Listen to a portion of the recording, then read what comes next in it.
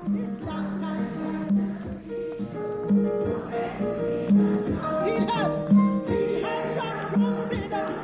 how are you? Oh, my dear, in Jamaica, I would say, me dep on a blow fibrate. Say it again. Me dep on a blow fibrate. That means I'm alive. I'm alive. All right, now tell me something. A lot of the poems you talk about poverty. You talk about not having enough. Yeah. You see? And the first one I wrote was on the tram car. We call it country tram, but it's market people taking the food down to feed the town. And they were relegated to the last 4 benches. Because, there are baskets and bags and things, so they don't mind that. But they never liked to see anybody who could sit up front coming to sit there. I was not quite 14. I just decided to go in the back benches. When I walked in, one woman said to the other one, "Spread out yourself." And she just took her apron, "Spread out yourself, one dress woman I come." I said, my gosh, see, this is the language I should be writing in. I wrote the first set of verses. "Spread out yourself, Deliza. One dress woman I look like, say, she said the lispier size that we want to poke herself in there. Spread out, gal, should I come? No man, no space in here at all. We make your food so light, spread out yourself now, girl, And anyhow, I went to school and tried it out with my school friends, and they said, "Louise, man, write another one. It sounds good, man." So you really started to ignite something in people. Oh, you see, when I used to go to school, they used to teach me for sing, "Do you ken John Peel at the close of day? Do you ken Oh, yeah. Now, do you ken John Peel?" You don't know who was Ken John Peel. In fact, I thought Ken was a name. I didn't know that Ken means, "Do you know?" They did not say, "Do you know, John Peel?" They said, "Do you ken?" Them talking them for them language. There we were singing all these things. And there were all these lovely Jamaican songs, And we never could sing them. Not in school. Oh, dear me, what a sad thing. The ground is hard. We chose this poem because it is very relevant to the times now, though these verses were written many years ago.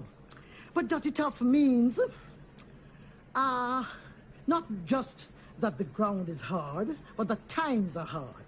So it's rain or fall, but Dutty Tuff. The rain is falling, but the ground is hard. And Dutty is not just a corruption of the word dirty. It's a real African word, D-O-T, Dutty, which means the ground, Dutty Tuff. Sun a shine, but things not bright.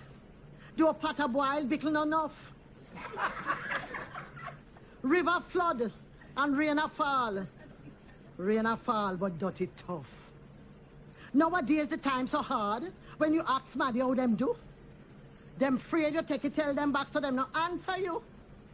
Not care how much we da work for hard times, still in our shot. We da fight, hard time a beat we. They might raise we wages, but £1 gone and pound we pay, and we not feel no merriment. For £10 gone and pound we food, and £10 pound we rent. Saltfish gone up, mackerel gone up, beef and pork gone up same way. And when rice and butter ready, them just go for holiday.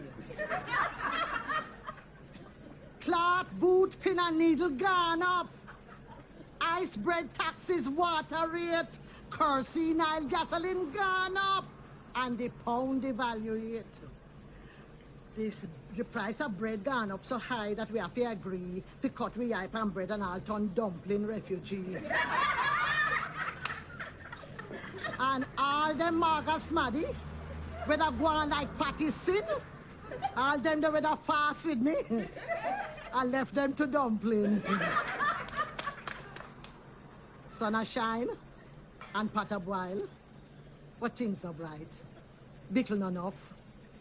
River flood, rain a fall, but water scarce and Dutty Tuff.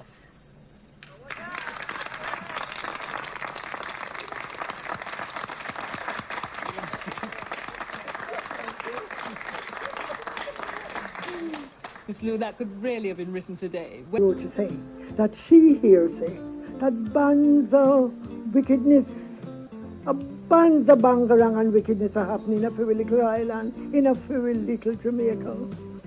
And my auntie wrote to say that she had begged me hard to find out, say, if me know somebody who knows, say, them know somebody who responds. to give this man a hard talking to and tell them to stop the bangarang. Enough to be nice, lovely little, beautiful Jamaica. Over far enough sin things sweet me not tell you no lie. But when me remember sweet Jamaica, what a come on me.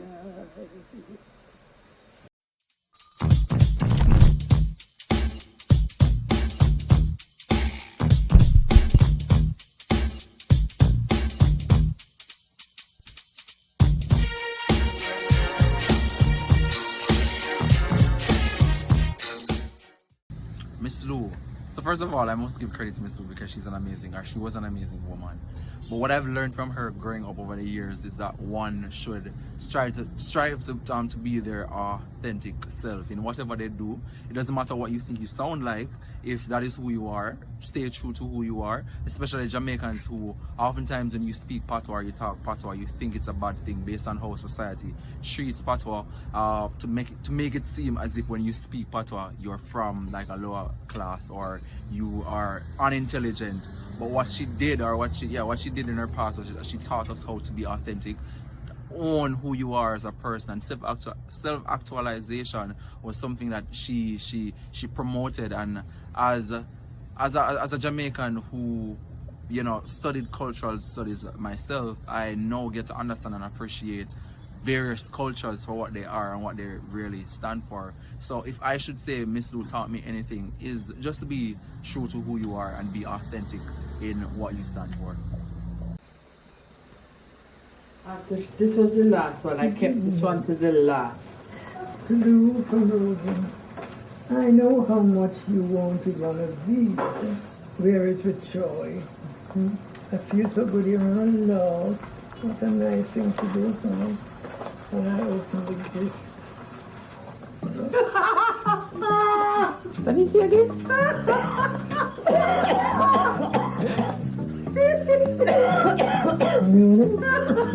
Hey, not even a food I go through. I love. And Rosie sat there and she says, that is the desired effect. That was December 2002 and this is now August 2005 and she's still laughing. It's still a great absolutely She's still laughing. On the line or this is a proverb that we have that says, take kinty, keep a heart on. Which means what? Take a smile and cover your sorrow. Kinty, the smile. Kiba, cover. A lot of people call it the language of laughter. Well, it is. It's full of humor. But it is therapy. Wonderful therapy.